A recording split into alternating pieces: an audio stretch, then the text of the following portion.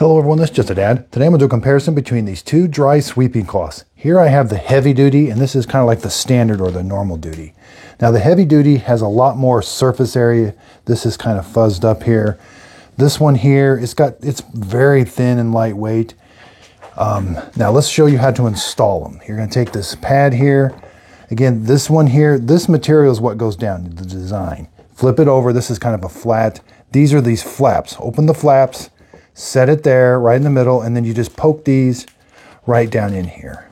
Now you can go around and dry sweep your floor. The stuff's going to cling to it. When you're done, lift it up and you're ready to go. Throw that in the trash. Here's the heavy duty one. Again, it's got these flaps.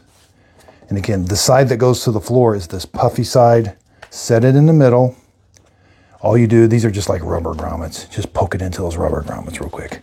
And now I can go around and do some dry sweeping with this one. I hope this comparison video helps. Thanks everybody for watching.